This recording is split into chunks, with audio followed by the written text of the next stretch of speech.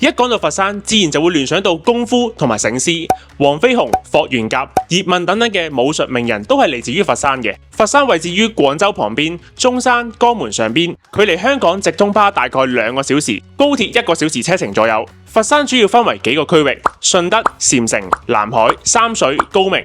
今次我哋嘅住宿位置主要集中喺人氣較高嘅禪城區附近，就喺佛山酒店用300蚊一晚嘅價錢嚟一個盲盒開箱。究竟幾百蚊啊可以住到乜嘢酒店呢？點樣可以揾到更高性價比嘅酒店呢？今集嘅內容非常豐富，我哋仲會就住今次嘅體驗作出評分，隨時為大家避開中伏位，一定要睇到最後。製作呢一類型嘅影片需要好多心機同埋時間㗎，唔好吝嗇你哋每一個嘅讚好、留言、訂閱，因為都會為我哋帶嚟鼓勵。事不宜遲 ，Let's go！ 好啦，咁我哋而家咧就參觀下我哋今晚即將入住嘅呢一間8合1亭酒店。呢一間酒店咧位於佛山市嘅嶺南天地附近，車程大約係5分鐘。咁點解我哋會揀呢間酒店呢？最主要咧咁就有幾個原因。第一，呢一個係2024年咧新開嘅。第二，咁佢咧就係人均咧，其實大約係83蚊左右咧，咁就已經可以有一間酒店房啦。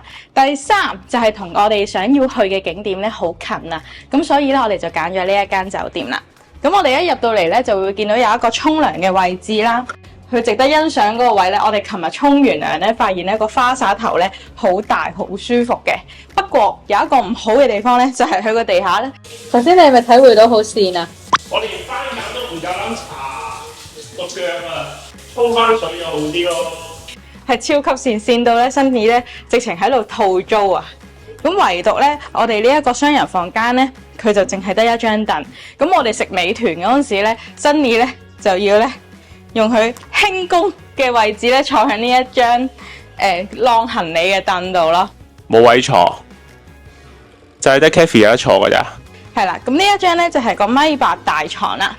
咁呢個大床咧，我哋琴日瞓咗之後咧，無論喺枕頭啦，同埋喺個床褥上咧，都係舒適嘅。對比起呢一個嘅價位，我覺得係 OK 嘅。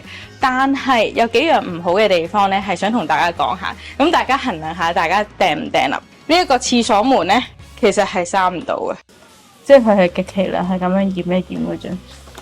嗱，再嚟多次。係啦，如果去大便啊嗰啲咁嘅時候咧，其實就有啲尷尬咯。咁其實呢一個位咧係超級大噶，我想講係啊。咁完全咧，我哋咧拎住呢一個28寸嘅大篋咧，完全打開咧都仲有位行嘅。如果能夠接受到啱啱 Kathy 所講嗰啲嘅要改善之處嘅話咧，其實呢個290蚊嘅價錢一晚嘅話，其實係相對抵嘅。好靚喎！呢個影相一流。係啊。呢個就係健身室喎。呢個庭園咧，咁上邊呢一度咧就係俾我哋啲房咯，就包圍住。咁呢度咧就可能會望園內景少少。咁前邊呢一度咧就日式庭園 feel 係咪呢個？人哋呢一個係嶺南風嚟嘅。早餐可以出嚟食下 chill 下係咪啊？跟住喺度飲杯咖啡咁樣。成間酒店嘅3樓咧就有會議室啦，有呢一個空中庭園啦，同埋咧有健身室同埋餐廳嘅。咁呢一度咧嘅早餐咧，每個人就係加多大約港幣30蚊就已經可以食到咯。不過如果講真咧，喺內地呢一個級數嘅酒店加30蚊食早餐，其實我大概諗到應該係一啲唔好食嘅早餐嚟嘅，即係可能得啲包啊嗰啲啊，粟米啊、番薯啊嗰啲。咁唔使啦，我諗應該。咁呢度後邊就有健身室，跟住呢度咧仲有得洗衫添。好啦，我哋而家咧就已經抵達咗咧即將入住嘅美思閣酒店。呢一間美思閣酒店咧喺佛山咧總共有2間分店，一間咧就喺祖廟站嗰邊，另外一間咧就係亦都係2024年新開，就係我哋而家呢一間萬科金融中心站呢一邊啊。呢間酒店正，有自助咖啡機，朝早飲杯咖啡即刻醒神晒。咁成個萬科金融中心咧，其實佢有分 A、B、C、D 座嘅。咁我哋而家呢一個酒店咧，就係位於 D 座，而我哋呢一間酒店咧，就係享有一個優勢咧，就係暫時咧就係最高嘅樓層32樓，同我哋琴日住嗰個咧完全好唔同感覺。因為呢一度咧，我係感受到有人氣啦、熱鬧啦，便利店都有好幾間，跟住亦都有唔同嘅餐廳。呢一間酒店咧就係頭先啱啱所講啦，就係叫做美思閣酒店。而我哋而家呢個房間咧就係屬於佢哋大床房，而望到呢一個嘅電視塔景房嚟嘅，係啦。咁大概價錢咧，圍翻喺港幣咧，每個人就係140幾蚊左右啦。總之都係300蚊內咧就已經住到1晚噶啦。Sunny 咧就好中意呢一度個 feel， 因為佢會覺得好乾淨啦，冇特別任何嘅味道啦，同埋好新淨。咁我哋而家咧就即將咧去進入我哋嘅房間嘅主地帶啦。咁佢呢一度咧就有張2個人嘅 sofa 啦，2個人坐喺度食嘢咧都冇問題。另外咧就有一個大床，大床前面咧就有一個正常嘅電視，你真係要近嘅去影一影。佢呢啲位咧係冇塵埃，同埋係冇水垢噶，係超級勁。冇諗過200幾蚊晚嘅酒店係有呢一個嘅效果。好，咁我哋又一入嚟個洗手間。嗱，洗手間都冇辦法啦，佢今次呢一個閂到門嘅，不過冇鎖嘅啫。呢一個位置咧都有少少高級咗咧，就係佢有一個我哋擠下啲衫或者係沖完涼出嚟咧擠睡衣嘅地方。咁呢一度就係沖涼位啦。好犀利啊！都係冇水垢嘅呢一啲位，好乾淨。好，咁同埋呢一間房咧有個特別之處嘅，點解佢會比成間酒店啲房咧係貴咁多，但係都唔超過300蚊咧？大家跟我過嚟。好，大家望住呢個景，再過少少，咁其實咧呢一個位咧就係望到個電視塔景，但係而家咧因為日光日白咧唔會覺得有好靚啦。咁我哋期望今晚翻嚟咧就望住呢個靚嘅電視塔。我想講呢一間酒店呢，真係佔盡地理天時人和咁好啊！因為呢對面就已經有一個大商場叫做印象城，有 Walmart， 有超級市場，而我哋樓下呢一個萬科金融中心呢，亦都有好幾層嘅餐廳。咁所以呢，如果最中意食嘢啦，又有宵夜癮嘅人呢，呢一度呢係超級啱咯。噔噔，我哋已經嚟到咗我哋第3晚入住嘅酒店，呢一間就係叫做花木禧國際酒店。呢一間係我哋咁多晚入邊咧，係唯一一間喺2025年咧啱先至咧新開張嘅。我哋今晚入住呢間房間咧，就係叫做茶藝大床房。咁點解佢會有茶藝大床房之呢個舉稱咧？就係因為咧佢有張好大張嘅茶藝台，再加埋咧啲茶杯啊，亦都有埋一個煲水器。不過我哋原先咧係連續 book 咗2個晚上嘅，我沖完涼出嚟咧，我就已經咧喺手機咧將呢一個行程咧改咗，縮短咗，淨係得翻1晚。最主要嘅原因咧有好幾樣，第一，我同Sunny完全接受唔到嘅咧，就係佢啲地氈係極度污糟。佢個地氈我唔知有冇清潔過，係好核突，全部咧佢仲要有5顏6色，又要用深色嘅地氈咯。咁你深色嘅地氈咧，其實你有白色點啊，或者係塵埃，其實係好容易睇到啦。